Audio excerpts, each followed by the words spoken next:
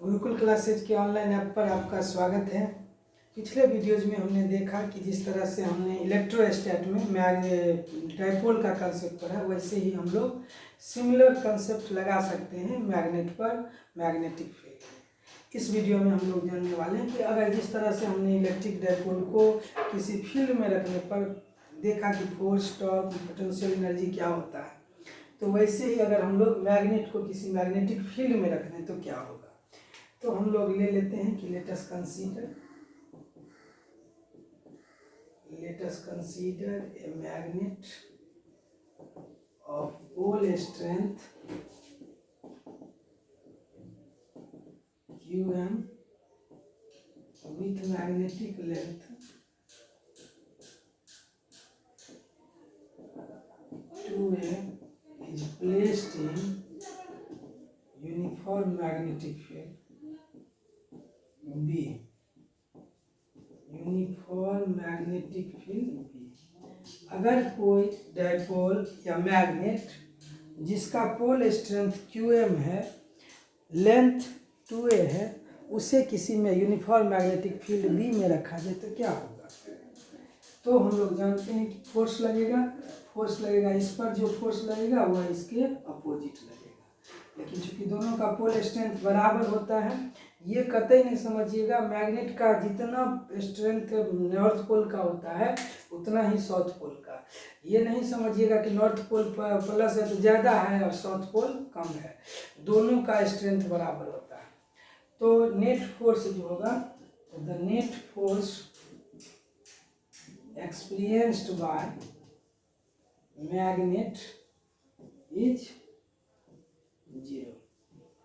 Magnet के दोनों पोल पर फोर्स लगेगा, लेकिन यह इक्वल होगा, लेकिन अपोजिट होगा। अपोजिट क्यों होगा? क्योंकि जो नॉर्थ पोल की पोलैरिटी है वह साउथ पोल से अपोजिट है। तो नॉर्थ पोल का जो गुण है वह साउथ पोल के गुण का उल्टा है।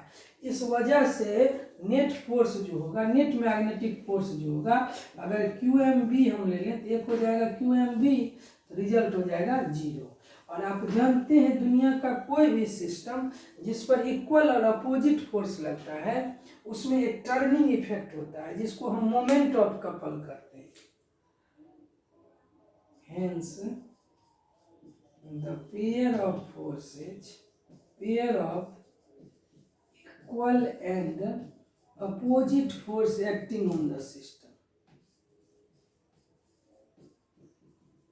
acting on the system, on the magnet, but their line of action is different. Line of action is different. Line of action जो है वो अलग अलग है। ऐसा नहीं है कि इधर लगता है इधर लगता है। अगर बीच में लगता है, किसी भी सिस्टम पर अगर बराबर फोर्स दोनों तरफ से लग रहा है तो नेट फोर्स 0 है, तो उसमें कोई दिक्कत नहीं। लेकिन अगर लाइन अलग अलग है तो आप स्वाभाविक सोचिए कि उसमें क्या होगा, टर्निंग का गुण आएगा। और टर्निंग इफेक्ट को हमने 11th में पढ़ा था रोटेशन में, हम मोमेंट ऑफ कपल के नाम से जानते हैं, जिसे हम टॉर्क भी कहते हैं।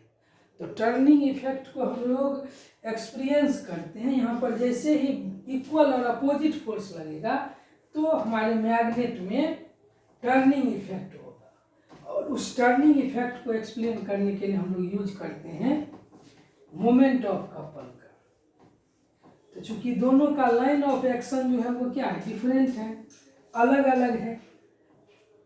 लाइन ऑफ एक्शन इसका इधर है और इसका आधा, तो दोनों का लाइन अलग हो गया, पैरेलल हो गया। तो ऐसे सिचुएशन में हम लोग का काम करते हैं मोमेंट ऑफ कपल। और मोमेंट ऑफ कपल, सो यहाँ पे हम लोग कहेंगे ये जो फोर्स है ये कपल का निर्माण करेंगे। और कपल का जो मोमेंट होता है वो कहलाता है arm of moment of couple जो है, जिसको हम लोग डिफाइन करते हैं टॉर्क के नाम से, टॉर्क के नाम से। तो टॉर्क बराबर हो जाएगा फोर्स इंटू, आप जानते हैं परिभाषा, F क्रॉस R होता है। फोर्स R क्रॉस प्रोडक्ट होता है परपेंडिकुलर लेंथ का। परपेंडिकुलर लेंथ हो जाएगा ये, ये 2a है तो इसका लंबाई हो जाएगा 2a साइन थीटा। तो यहाँ पर हो जाएगा QMB, हो जाएगा 2a साइन थीटा। आर हो जाएगा 2a, एंगल हो जाएगा थीटा। तो टॉर्क बराबर हो जाएगा 2a QMB साइन थीटा।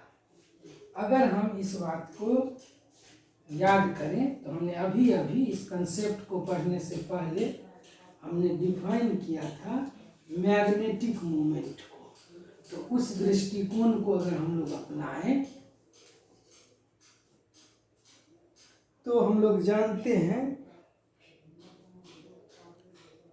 कि 2AQM जो है इसको हम लोग कहते हैं मैग्नेटिक स्ट्रेंथ, मतलब M डिफाइन किए थे 2AQM के नाम से। उस दृष्टिकोण से हमारा टॉर्क का परिभाषा हो जाएगा MV साइन थीटा। और आप बेहतरीन ढंग से जानते हैं कि साइन थीटा का कंसेप्ट का टॉर्क चूंकि वेक्टर क्वांटिटी है तो हो जाएगा M cross B।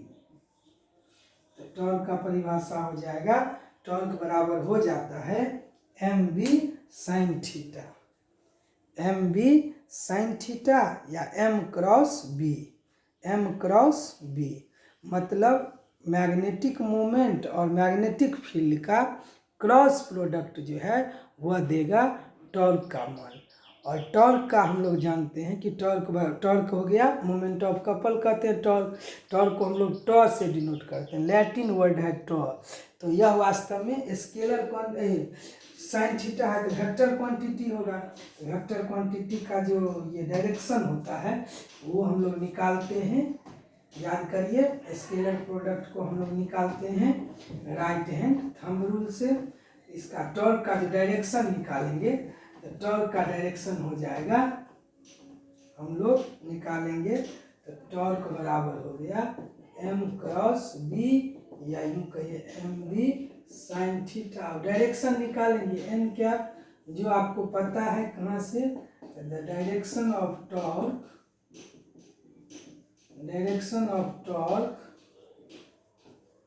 Can be calculated by right hand thumb rule. Right hand thumb rule कर लियो, याद करिए हम लोग पहले 11 से लगातार हम लोग 10-12 बार पढ़ चुके हैं।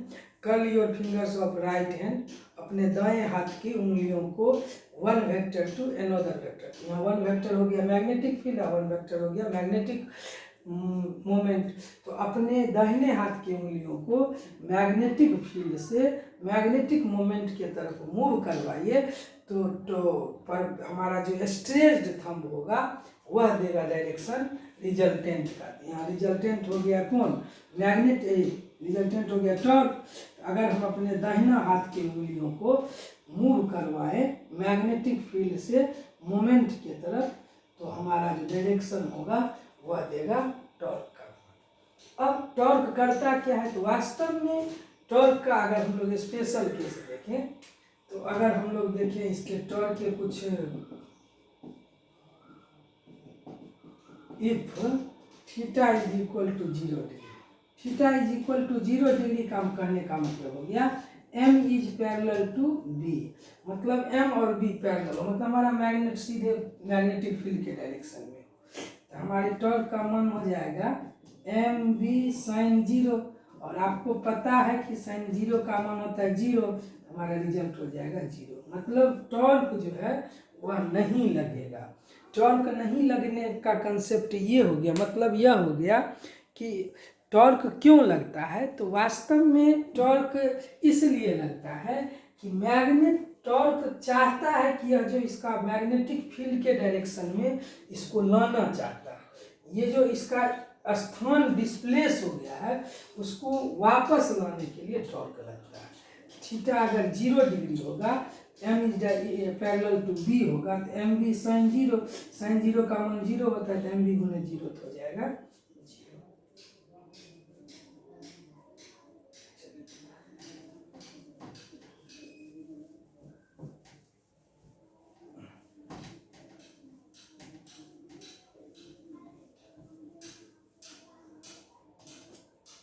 0। दूसरा सिचुएशन लीजिए, if theta is equal to 90 degree, मतलब हो गया m is perpendicular to b, मतलब मैग्नेट हमारा सीधा हो जाए, इस डायरेक्शन में आ जाए, तब क्या होगा, तो टॉर्क बराबर होगा एम बी साइन 90, साइन 90 का मान 1 तो हो जाएगा एम बी गुने 1। तो टॉर्क का मान मैक्सिमम होगा कब, जब मैग्नेट परपेंडिकुलर होगा, उस समय टॉर्क जो होगा वह मैक्सिमम होगा। तो परपेंडिकुलर के केस में टॉर्क का मान मैक्सिमम होगा और यह कितना होगा, एम बी होगा, एम बी के बराबर होगा, एम बी। और तीसरा सिचुएशन हो जाएगा, if theta is equal to 180 degree, M is anti parallel to B, anti parallel हो जाएगा, तो वहाँ पर हमारा थीटा 180 डिग्री, तो टॉर्क बराबर होगा एम बी साइन 180 का मान आएगा, तो 180 का मान भी आप जानते हैं, साइन 180 का मान 0 होता है, तो रिजल्ट हमारा 0 हो जाएगा। तो इस तरह से टॉर्क का जो मैक्सिमम मान होगा वो एम बी होगा और मिनिमम मान जो होगा वह 0 होगा। तो इस तरह से तो साइन 180 का मान होता है, साइन 90 का मान होता है 1 और इसका साइन 180 का मान होता है 0। तो टॉर्क का मान जो वैरी करेगा वह 0 से लेकर के कहाँ तक, तो टॉर्क का मान करेगा 0 से लेकर के एम बी तक, और टॉर्क का मान होगा M B sine theta, direction हम लोग राइट हैंड थंब रूल से निकाल सकते हैं।